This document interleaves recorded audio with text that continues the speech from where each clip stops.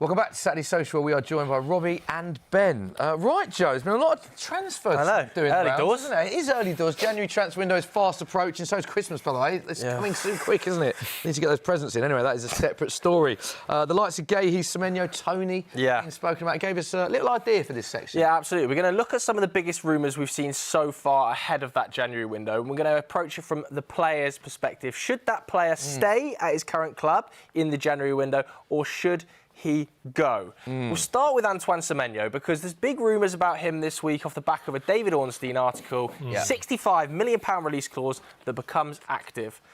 Ben, if you were him, where would you potentially be looking at going, and what would you be thinking? I mean, I think if someone in January is serious and activates that release clause, which I think there's going to be a fair few teams in the queue looking to do that, it's going to be very hard for him to turn that opportunity down. But then again, you could argue that it's with the quality of player that he is, and if he can put it together over the course of a season, people are still going to be there in the summer. That's not going to go away. Antoine Semenyo is one of the best wingers in the Premier League and has been over the course of the last year. So it's difficult to say from his perspective what the right move is in January, but it is going to be very hard for him to turn down a move if one of the big boys comes calling, especially if, say, Liverpool want to try and reignite their title bid and go, right, we need a top-class lights-out left wing, let's go and get you, or Man City the same, if they can say, right, this is what's going to push us to get even closer to Arsenal potentially, or even Arsenal, because I think he is an Arsenal fan, isn't he? I think you spoke about that before, so it'd be hard for him to Actually, yeah, he is, as reports suggest, has been linked with Arsenal, Spurs, Man City and Liverpool. There's various reports saying that all of those clubs are interested, unsurprisingly, because he's been unbelievable. Where do you think... this is a silly question to ask Rob, isn't it? Where do you think the best fit would be? Are you just going to say Arsenal with your Arsenal I would say Arsenal, for the actually. player and the way he plays, do you think Arsenal's the best fit? I would say Arsenal just because he'd probably start at Arsenal. Because to me, if you're going to move to start. If you go to City, you're not starting. You're going to be used sparingly. If you go to Liverpool, I don't think he's going to start ahead of Gakpo. So Really? maybe... You wouldn't do that? not initially. I don't think he would initially start. So I think at Arsenal, he would probably start in that position. So, but for me, I'd stay if I was him. I agree with what you're saying. Like, at the end of the season, all these teams will come for you anyway. I guess the only thing is Champions League, innit? If you're a player, you're playing at Bournemouth, all right, you're doing to well. win a league title if he goes to a major club as well? Yeah, potential to win a league title, potential to play in the Champions League. That's big for a player. So if it's any of those four, even though I'm saying to him, no, actually, if it's any of those four, he's got to go, innit? Really, you just changed your mind there? OK. I've actually just changed my mind because I'm thinking Champions League. Right, OK. Where do you think is the best tactical fit for him? Robbie mentioned there that he didn't think he'd start for Liverpool. Where do you think it works? I actually think he'd really work well for Spurs, to be honest. I know, of course, I'm going to say that. I think he's the sort of winger that Thomas Frank would love, and that's not just down to his quality, it's how hard he works, how direct he is, a real genuine goal threat as well, which I think is something that, as good as Kudus has been on that right-hand side, we are missing goals in that front line. And he's, is he still the second top goal contributor behind Haaland this season? So Tottenham, I think, would be a really good fit for him. And there's no disrespect, mean it as no disrespect. But if you've got those four teams that you just said after you, right, and Tottenham are one of them, then you hold out till the summer. But your argument there was based on if he's going to start, and that's why you put him... And you said he wouldn't start for Man City, Liverpool, but he would start for Tottenham. All right, yeah, OK, but long-term, your long-term career you're looking at, if... I said, no disrespect to you. You thinking trophies and stuff? Yeah, if you want to play for... And a bigger club. If you've got those clubs after you, why would you go to Spurs? Well, Ben made the point they've actually won a trophy. Yeah, we actually have won a trophy, but He wants to play in the Champions League. We are in the Champions League. Yeah, but are you going to win that? Well, we'll see. No, we're not. We're not going to win the Champions League. Hot take, Spurs are not going to win the Champions League. If you want, for your future, you've got Liverpool, Arsenal, Man City in for you. Yeah. Why would you go to Spurs? That's just... I think there's... I don't think he... Obviously, those teams are better than us right now and ahead of us in the pecking order. But I don't... If Spurs came in and those other sides maybe looked elsewhere potentially, I think he would... If they looked elsewhere, but if all four of them are interested or all four of them want him, why would you go to... Do you think all four will make a bid in Jan? I don't know. I'm going off what you guys said hypothetically, right? But let's just say they all were serious. Yeah. Why would you go to Spurs? Can Arsenal do that with the money they spent in the summer, though? I know Berta's quite good at pulling some levers. But if they were... If they were, and again, like I said, I know if you were him and you're not a Spurs fan and all of those clubs are in for you, would you go to Spurs? I'd go... probably not, no. But either way, go to Man are we City. all in agreement that potentially he... For the if debate, the offers are there, or where are you putting him? Let's make a decision. I'm actually going to go, for me, because all of those clubs are in the Champions. I think it's going to be... Yeah, I'd agree. I just think it's going to be too hard for him to maybe turn. He would be frightening in that Arsenal team, wouldn't he? Semenyo. Yeah. Anyway, that's wanna talk Semenyo about done. Slightly agree with Go. Let's move on to the next one, which is an interesting one. We've got Ivan Toney. Robbie's got the magnet, obviously, at Al Ahly.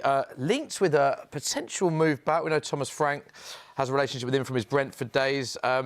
What would you do if you're Ivan Toney? Now, the interesting thing I think with this one is, obviously, he's made that move. He'd have to take a hit financially because he's obviously being very well rewarded financially in that league. But you look back to the last England squad. England had one recognised number 9 in Harry Kane. Now, we know he's going to start. There's no one anywhere near his level. But if you're looking at that reserve, the second choice England striker for the squad, presumably we're going to take another one, if not 2 players. Yeah. If he was to come back to the Prem, surely that would aid his chances of being in the World Cup. Does the manager, though, because he didn't really give him a chance, did he, when he came in? I don't know. He did pick him in the first squad, though, right? He Picked him in the squad, didn't play him. Was in the squad. No, Does that, to me, only if you think you're going to get into that England team. Yeah. Otherwise, you're going to lose a lot of money. Do you not think ability-wise? He's got a chance of making Of course, and that helps if he came back to the Prem. I was really disappointed when he didn't get selected to play a game. Yeah. I was like, you brought him all the way from Saudi, give him a game. And I do think, I get a bit worried about us not playing players as a backup to Kane, because obviously Kane's our number 1 and he's a brilliant player, world-class player. But what if he got injured? It can happen. So would you have him at Spurs? We've got a lot of strikers. Yeah. I think Toney would be an upgrade probably on Richarlison right now. I think he's had a frustrating start to the season despite some of the goals that he scored. Kolo Muani is still trying to find his feet. Do you give more of an opportunity to someone like Matisse Tell? Or do you bank on the fact that someone like Harry Kane might return in the summer without release clause potentially? Who knows? Probably not. But I'd go. Definitely not. I'd go. Well, you never know. I think I probably would.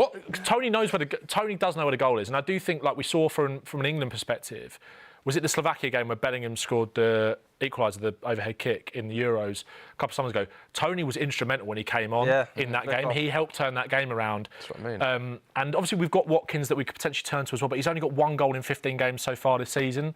So I think if he wants to get a chance for England, which I think there is an opportunity, even though, like you said, Tuchel has picked him and not given him an opportunity, I think it's worth the risk to come back, go to somewhere. I probably would, on a 6-month loan, Let's for make what you Spurs, said, maybe let's take make it. it If the opportunity is there to get into the England squad for that World Cup, yes, I would go if I was. There'll be teams all sniffing around him as well. But context as well, 23 goals in 30 appearances in the Saudi Pro League. I know it's not the Premier League and there's different levels of ability there, but 23 and 30, only Ronaldo with more. You're not No. Let's talk about Elliot Anderson. I went to Saudi. I went to a game, right? It was all right. It was not. I mean, it weren't Mickey Mouse. It's not the Premier League, but it weren't far off certain leagues. When I went to a game, I went to Al Nassr, Al Riyadh, and it was all right. Let's talk about the next player on the list, which is Elliot Anderson. And now I can see a lot of Nottingham Forest fans at home screaming at their TV here. I think this, for me, is extremely unrealistic. Yeah. That he is allowed to leave Forest, given that they're in a powerful contractual situation and are in the midst of a relegation battle. Surely this is an obvious step. And also, there's been a lot of reports valuing him in the region of 100 mil, so you think that would be very unlikely. But also, let's look at it from his perspective, because you're right, Forest fans won't like us bringing this name to the table. But from his perspective, he's gone into the England squad where people have gone, oh, Anderson's in the squad. He's now looking like a potential starter because he's been so good with those multiple Man of the Match awards.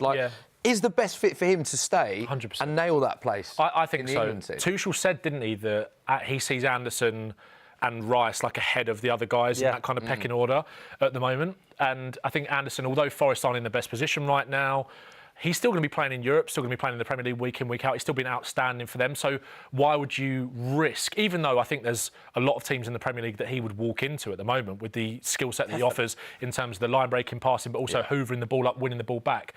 Why would you risk disrupting that momentum going into a World Cup, even though he'd probably start? I agree. Definitely stay. And just like what you said with Semenyo, there'll be teams for you. Yeah, it's not going to go away. Robbie, just quickly, does he start for you if everyone's fit in the first game of the World Cup for England? Yes. OK. Agreed. Yes. The next player... Next up. We've got Carlos Baleba. Rumours continue to circulate about his future, but maybe not having his best season so far in a Brighton shirt. In and out. Where do you guys stand? Yeah, he's been in and out. He's been underwhelming when he has played. Obviously, there was a lot of chat about Man United in the summer. This is a difficult one to say from his perspective because I think maybe you get the sense that he might not be that happy at Brighton. He might have thought he was going to get that move in the summer. So if there is an opportunity for him to go in January, he should probably look to take that. Depends where, though. True. Are they going to get the same amount of money kind of offered on the table in January what they were getting in the summer, especially when his performances have kind of been on a bit of a downward trend? But from his perspective, maybe you look at it and go, OK, yeah, I'm not getting the... this isn't for me anymore. I feel like I should have moved on. Even though he might be wrong in terms of his mentality to do that, I suppose, when he's not really backed it up with the performances. But he was excellent against us in the Carabao Cup. I thought I was really, really impressed with him. For me, I'd stay. Stay, hold it out. Yeah, okay. I'd stay. Okay. I would. The only thing is, though, I would say because I think in the summer, right, there was people bigging up Elliot Anderson, but Belieber's stocks were definitely higher than Anderson's in the summer. And I think Belieber the conversation was Belieber and Wharton, like those two. Whereas I feel like now, as to who could get that £100 million midfield move as that kind of number 6, whereas now I feel like Belieber has dropped quite a bit down that kind of pecking order, even though there's still potential there. And it's now Anderson and Wharton that are going to be at the forefront of a lot of clubs' minds. Yeah. So Belieber, if there's an opportunity in January that might not then get there in the summer if Anderson and Wharton continue to perform at the level. Interesting point. Glad you mentioned Wharton. Joe knows I love Adam Wharton. I talk about him every week. But from one Palace player to another, Mark Gahey. Big thanks, mate. Big talking point, Mark Gahey. Obviously, we know deadline day. That was the story of deadline day, wasn't it? The collapse move to Liverpool. Interesting reports this week. We know that there's some other clubs in for him. But Crystal Palace believe only Liverpool may attempt to buy Gahey in January. That was interesting that came out this week. Obviously not signing a new contract. It looks like he will leave. As to which club and when is what we don't know. Yeah. Do you think from a player's perspective he should stay or go in January? Listen, I think if it weren't for his contract situation, I'd be advising him to stay because you're playing every week and it's a World Cup year. You don't want to go to a club where maybe you don't start some games. So for me, if it weren't for his contract's up at the end of the season, he hasn't renewed it, so he has to go.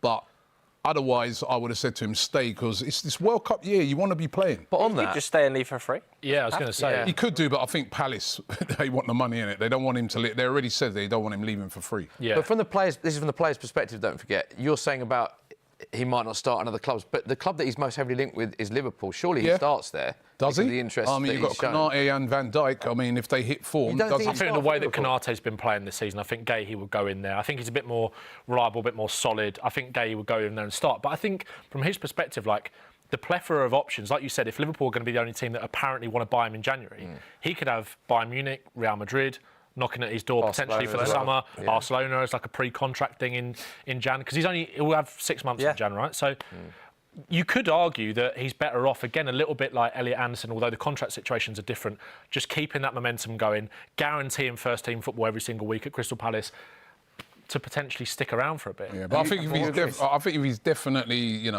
and Liverpool are coming, I think that'd be good. What do you say, stay or go, Robbie?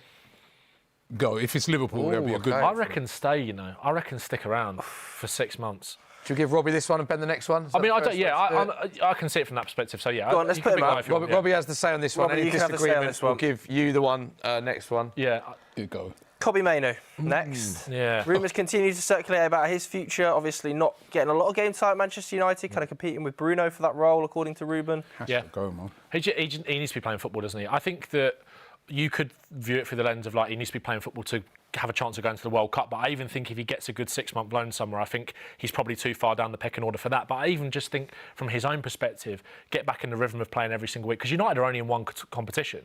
Yeah. Or they're not in Europe, sorry, so there's not going to be that much rotation. Not in the EFL either. Well, yeah, true, yeah. So I think he's got, even if he hasn't got a chance to the World Cup, which I don't think he does at this moment, I still think he has to go. He has to go. I feel so sorry for this player, right? Yeah. I mean, being at the Euros, watching him play, started the final. Remember, he was brilliant, and I was looking at him thinking, this guy's the future of England, and definitely United have got such a good player on their hands. Yeah. And then he never plays. And like you said, even now, he's probably so far down the pecking order, he won't go. I think it's been very harsh on him. Yeah. Because he's such a talented player. But with this, especially when he's looking around and seeing all these other young players playing. Yeah. He's going to have to go. He has to go and try and see if he can fight his way into that squad. Do you think he can if he goes? So you think if he has a loan move in Jan, possibly, he can force his way back into you're the squad? Probably right. It's probably going to come too late because now, we're having so much discussions about that midfield. And, even Bellingham might be a risk to not go and stuff like that, which would be crazy. But to me, it's probably too late. But I do feel that, he has to go and play football. So you're saying has to go. Ben, you agree with that? Has to go, yeah. Okay. Yeah, it'd be fascinating to see where he ends up. Should we do one more quickly? Yeah, we've got time for one more. Richarlison, Stay, man. Not the stay. strongest links. We've seen some links with Everton, but Stay. unsure how clear they are. What do you think? Stay or go? Stay, man. Ben, let's give you the deciding one as a Spurs fan for this one.